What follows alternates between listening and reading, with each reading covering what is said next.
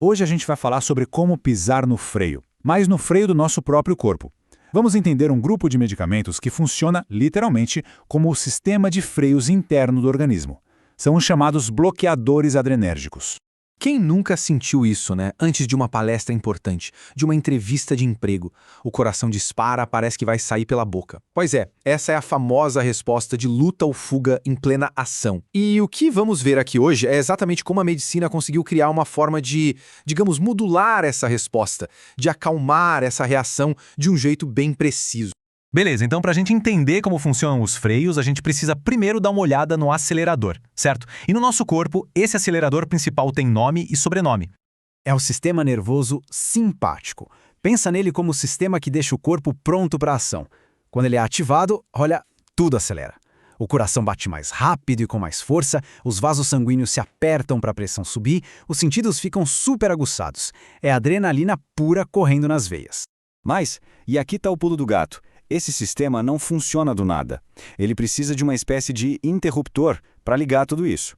E esses interruptores são os chamados receptores adrenérgicos. Exatamente aí, nesses interruptores, que os medicamentos de hoje vão agir. Então vamos lá, vamos conhecer o primeiro tipo de freio do nosso sistema. Eles são bem específicos, sabe? Eles se especializam em um tipo de receptor, os chamados receptores alfa. Olha só essas estruturas químicas. Parecem complicadas, né? Fenoxibenzamina, prazosina, são os nomes bem técnicos, mas o segredo não está no nome, está no formato delas. Cada uma é desenhada para se encaixar perfeitamente e bloquear um tipo específico daquele interruptor alfa no corpo. É como se fosse uma chave feita sob medida para uma fechadura. E o que acontece quando essa fechadura é bloqueada? Bom, o principal efeito é nos vasos sanguíneos. Quando esses receptores alfa são bloqueados, os vasos sanguíneos relaxam, eles se dilatam. Imagina uma mangueira que alguém está pisando em cima, quando se tira o pé, a água flui melhor. É a mesma ideia. Isso, claro, ajuda a baixar a pressão arterial. Para deixar a coisa mais concreta, aqui estão alguns nomes que a gente vê por aí no dia a dia da medicina. Prazosina, fenoxibenzamina são exemplos clássicos.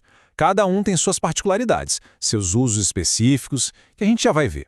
Ok, já entendemos o primeiro tipo de freio. Agora, vamos conhecer o outro grande grupo, que vai atuar num conjunto diferente de interruptores, os receptores beta.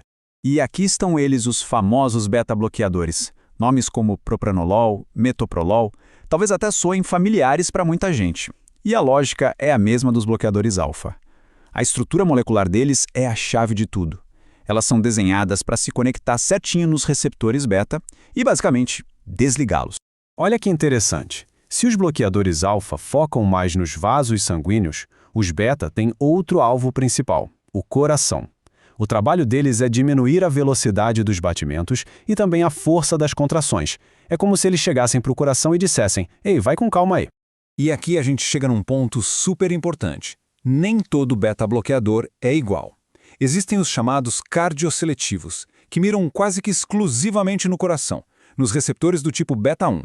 Mas também tem os não seletivos, como o famoso propranolol, que bloqueiam os receptores beta não só no coração, mas em outros lugares também, como nos pulmões.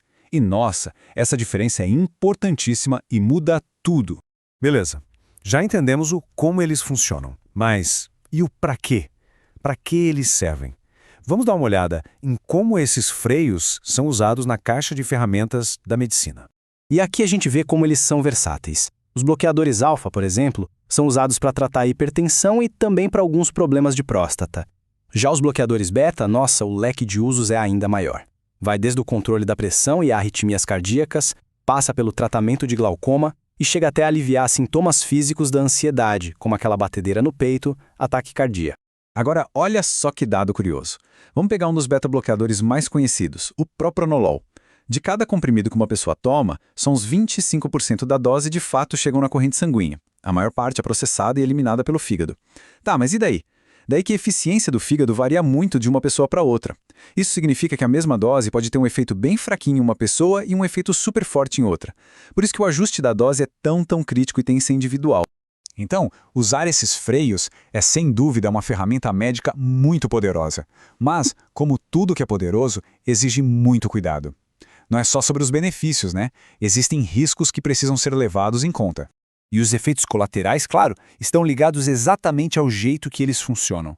Os bloqueadores alfa podem baixar a pressão até demais se causar tontura. Lembra dos beta-noceletivos? Então, eles podem afetar os pulmões, o que é um perigo para quem tem asma. E tanto os alfa quanto os beta, se a dose não for a correta, podem acabar freando o coração mais do que deveriam, causando uma bradicardia.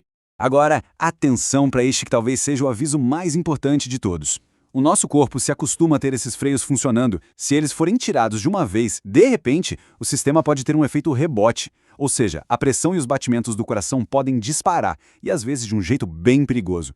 Por isso, a retirada desses medicamentos tem que ser sempre devagar, gradual e, claro, com acompanhamento médico.